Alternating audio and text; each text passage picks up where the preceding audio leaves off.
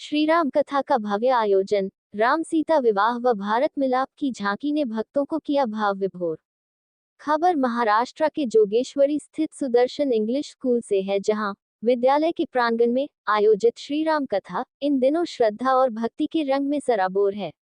इस भव्य धार्मिक कथा का आयोजक चिंतामणि पांडे द्वारा किया गया है, जबकि श्री राम कथा का भावपूर्ण वाचन प्रसिद्ध कथावाचक जितेंद्र महाराज के मुखारविंद से हो रहा है। कथा सुनने के लिए क्षेत्र ही नहीं बल्कि दूर दराज से भी बड़ी संख्या में श्रद्धालु पहुंच रहे हैं और राम कथा का रसपान कर रहे हैं। कथा के छठवें एवं सातवें दिन राम सीता विवाह और भारत मिलाप की अत्यंत मनोहारी झांकी प्रस्तुत की गई। झांकी को देखते ही पूरा पंडाल जय श्री राम के जयघोष से गूंज उठा और श्रद्धालु भाव विभोर हो गए।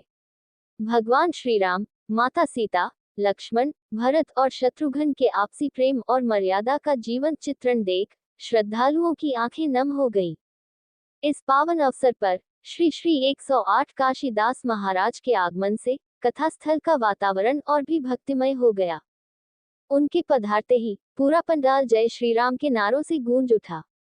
अपने संबोधन में महामंडलेश्वर काशीदास ने कहा कि भाइयों के बीच परस्पर प्रेम और त्याग का जो आदर्श रामायण में देखने को मिलता है, वह आज भी समाज के लिए प्रेरणा स्रोत है। उन्होंने कहा कि राम, लक्ष्मण, भरत और शत्रुघ्न का प्रेम अटूट था।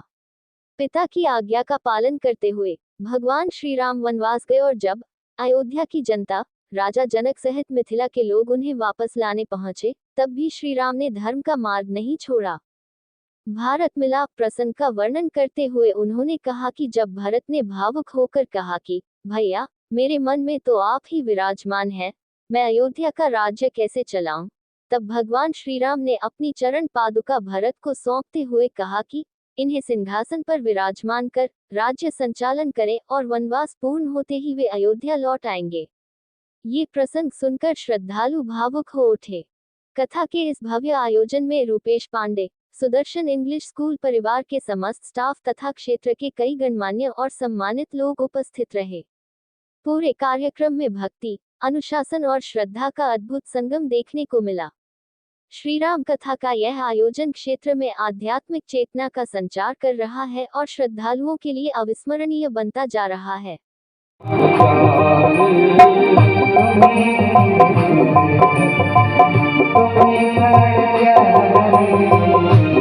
यहाँ पर कथा में हमारे पूज्य गुरुदेव भगवान भी आए और हमारे पिता तुल्य बड़े भैया यहाँ पर उपस्थित हैं।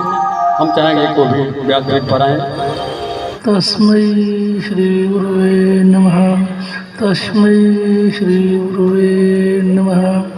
अखंडमंडलाकारं व्याप्तं येन चराचरं तत्पदं दर्शितामि तस्मै श्री गुरुवे नमः, तस्मै श्री गुरुवे नमः, तस्मै श्री गुरुवे नमः।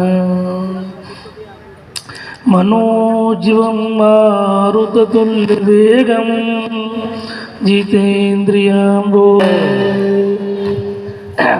जानते हैं कौन होता है? जानते हैं? कितने कितने लोग जानते हैं? चार पाँव वाले कितने लोग जानते हैं? देखो बहुत कम लोग जानते हैं। चार पाँव वाले नहीं, जानवर का जन्म मिलेगा, ये ध्यान रखिएगा। ताली बजाने से मनुष्य को जो हार्ट अटैक आता है वो कभी नहीं आएगा। आप घर में बैठे हो, कोई ऐसे ही ताली बजाओ। हमसे 25 से 30 साल से हमारी इनकी संपर्क है। उस समय से मेरा इनका संपर्क है जब मैं गाय चराया करता था बम्बई में। मैं गाय चराया करता था, उस समय से हमको जानते हैं। लोग क्या करते थे भैया, हम कहा करते थे कि जा पर कृपा गुरु को होई, ता पर कृपा करें सब कोई। जब गुरुजी ने सेवा दे दिया है कि तुमको गाय चराना है, तो गौ की सेवा करो। गौ का मुंह और खूर छोड़ करके जितने बाल हैं उनके अंदर, रोम रोम में वहां देवता वास करते हैं। गौ की सेवा का ये महात्मा है। जो गौ का सेवा करता है वो गोलोक को जाता है। कितना भी प्रायश्चित हो जाए उससे, कितना भी अधर्म हो जाए, फिर भी सारा पाप उसकी वह गौ माता काट देती है। ये बात को ध्यान में रखिएगा। लेकिन गौ से भी बढ़कर के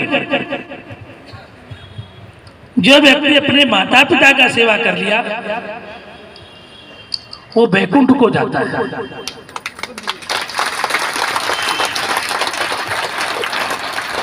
माँ की सेवा करना